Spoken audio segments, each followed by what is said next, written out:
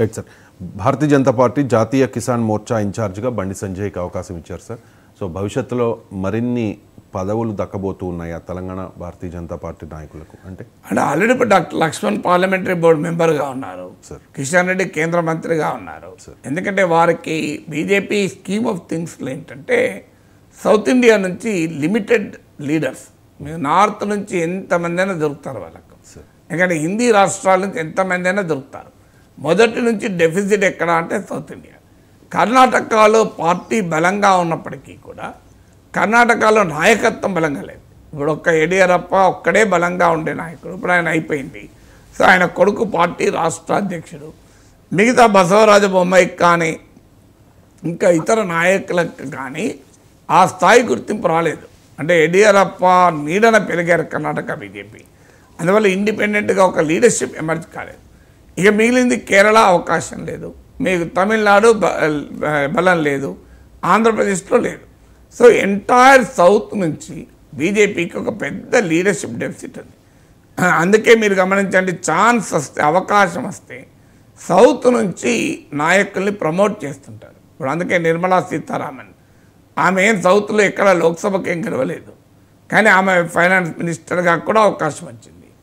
అలాగే మీకు వెంకయ్య నాయుడు, ఆయన మొదట్లో గదర్ ఉదయగిరి నుంచి ఎమ్మెల్యేకి తప్ప ప్రత్యక్ష ఎన్నికల్లో ఆయన ఎప్పుడు గెలవలేదు.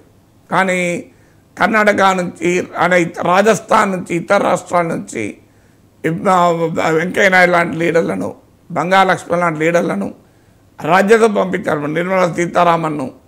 సో అందువల్ల వెంకయ్య నాయుడు అయినా, బంగారు లక్ష్మణ్ అయినా, నిర్మలా సీతారామన్ అయినా ఇతర రాష్ట్రాల నుంచి పార్లమెంటుకు పంపించి సౌత్ ఇండియా లీడర్లను ప్రమోట్ చేసే ప్రయత్నం చేశారు. ఇప్పుడు జీవీ నరసింహారావును, డాక్టర్ లక్ష్మణ్ యూపీ నుంచి పార్లమెంటు పంపించారు. అందువల్ల సౌత్ ఇండియాలో ఈ లీడర్షిప్ డెఫిసిట్ బీజేపీ క్లియర్గా ఉంది. అందుకే ఎవరైనా ఎదిగి వచ్చిన నాయకుడు ఉంటే మన బంగారు లక్ష్మణ్ పార్టీ అఖిల భారత అధ్యక్షుడయ్యాడు, వెంకయ్య నాయుడు అఖిల భారత అధ్యక్షుడయ్యాడు, అలాగే తమిళనాడు నుంచి కృష్ణమూర్తి ఆయన నాయకుడు కాగలిగాడు. అందువల్ల ఈ అవకాశం సౌత్ నుంచి ఎప్పుడు ఉంటుంది. అందులో భాగంగానే doctor Laxman parliamentary board member అయ్యాడు. ఇప్పుడు బీజేపీ రాజకీయ వర్గాల్లో వినిపిస్తున్న అంశం ఏంటంటే కిషన్ రెడ్డి పార్టీ అఖిల భారత అధ్యక్షుడిగా కూడా వన్ ఆఫ్ ద క్యాండిడేట్స్ అని. ఇప్పుడు జేపీ నడ్డా తర్వాత, ఎందుకంటే జేపీ నడ్డా కూడా అంతకుముందు కేంద్ర మంత్రి, హిమాచల్ లాంటి చిన్న రాష్ట్రం నుంచి వచ్చిన నాయకుడు. తెలంగాణలో పార్టీకి బలం ఉంది, 4 సీట్లు గతంలో గెలుచుకున్నారు. పెరుగుతున్న పార్టీ తెలంగాణలో. కిషన్ రెడ్డి ఆల్రెడీ కేంద్ర మంత్రిగా ఉన్నాడు. అందువల్ల Kishan Reddy one of the contender for party all India president. మీరు చూస్తుండండి. లేదంటే డాక్టర్ లక్ష్మణ్ ఒకవేళ సామాజిక సమీకరణలు ఆలోచిస్తే ఓబీసీ మోర్చా అధ్యక్షుడిగా ఉన్నాడు కనుక లక్ష్మణ్కి కూడా అవకాశం ఉంటుంది. అందువల్ల డెఫినెట్గా రాబోయే కాలంలో తెలంగాణ నుంచి బీజేపీ నేతలకు జాతీయ బీజేపీలో నాయకత్వ అవకాశాలు చాలా ఎక్కువ ఉంటాయి. ఎందుకంటే నార్త్ను సౌత్ను బ్యాలెన్స్ చేయాలి. హిందీ ప్రాంతం నుంచి నార్త్ నుంచి మోడీ అమిత్ షా ఉన్నాడు, ఎవరు అవసరం లేదు మనకి.